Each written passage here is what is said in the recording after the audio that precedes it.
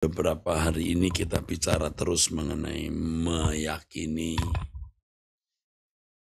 menerima realitas Allah. Tidak mudah ya. Allah tidak kelihatan. Seringkali kita menghadapi masalah ya saudaraku sekalian. Allah seakan-akan tidak ada. Bahkan dalam banyak kejadian seakan-akan Allah tidak hadir. Sesungguhnya bukan karena Allah tidak hadir, saudara. Tetapi kita yang tidak menangkap kehadiran Tuhan karena kebodohan kita. Sering kita merasa diri cerdas. Ya. Sering kita merasa diri kita berhikmat dan bijaksana.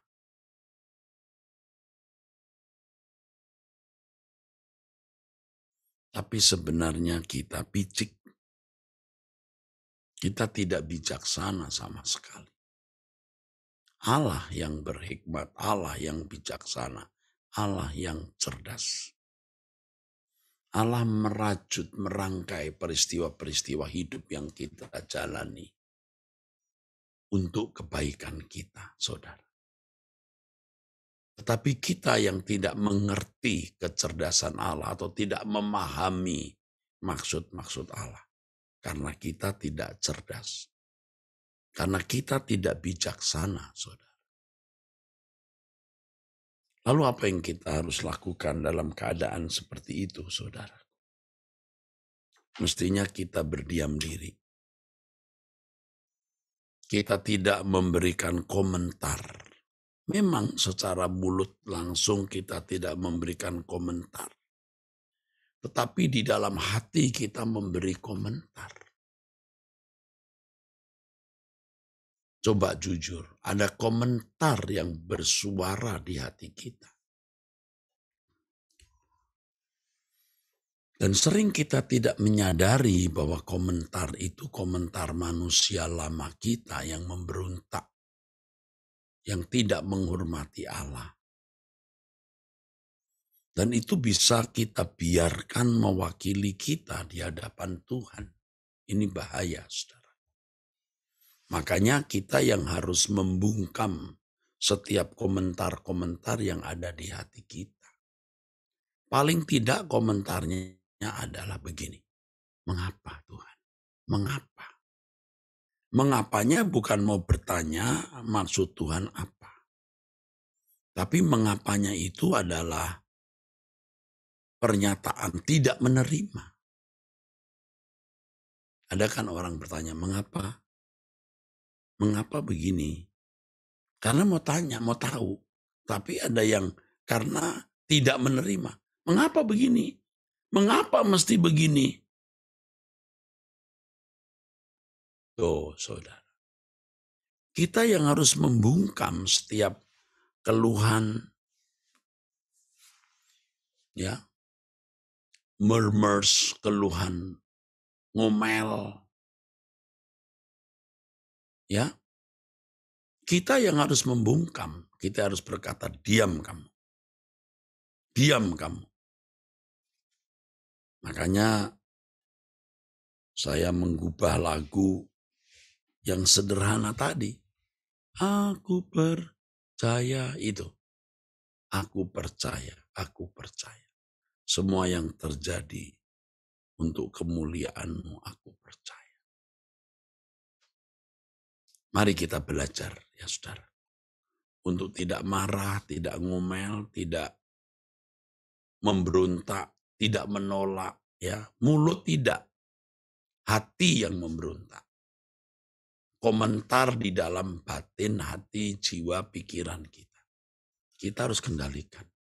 Tidak boleh itu mewakili kita. Jadi ketika ada perkataan, mengapa? Kejam amat dunia ini, kejam amat situasi ini. Padahal kita mau berkata, Tuhan itu kejam terhadap saya.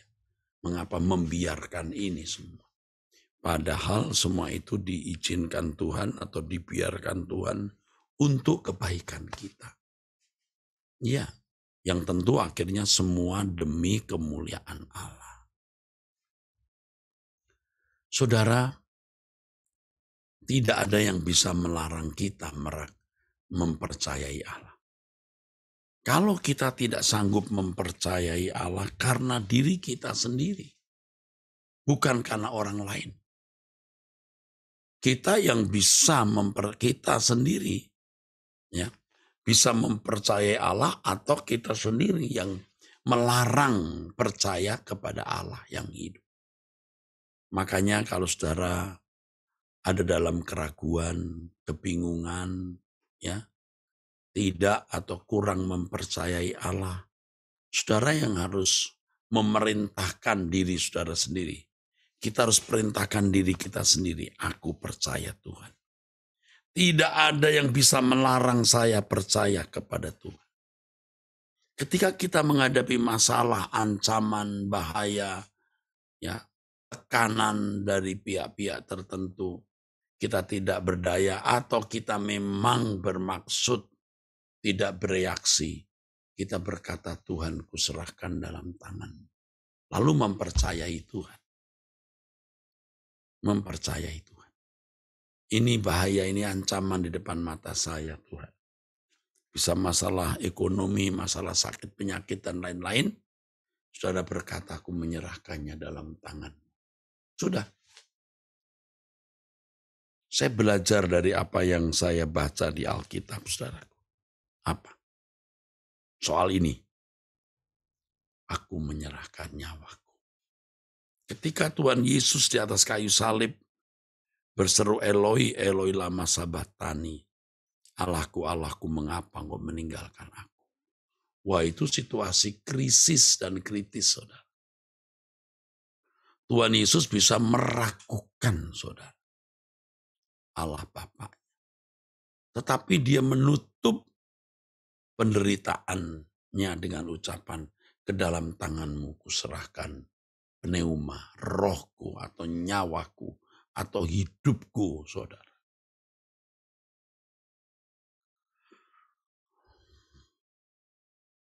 Ini aku percaya kepadamu, Tuhan.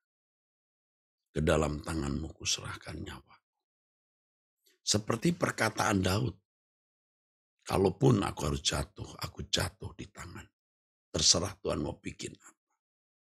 Nah, lalu kita mempercayai Allah. Apapun akibat dari keadaan itu, apapun yang akan terjadi nanti, terserah Tuhan.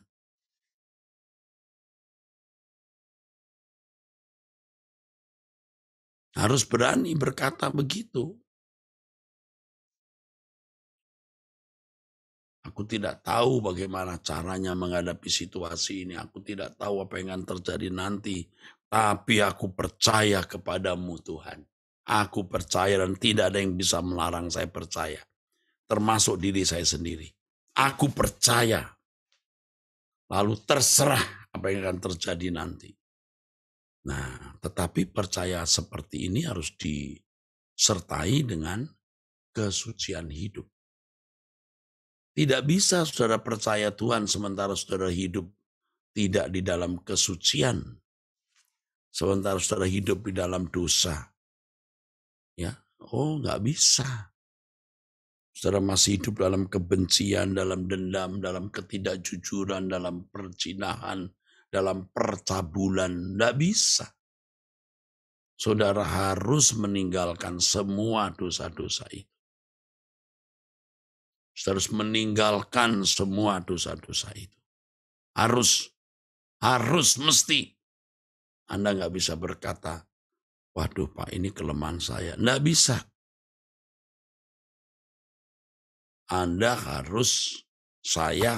Kita harus hidup suci.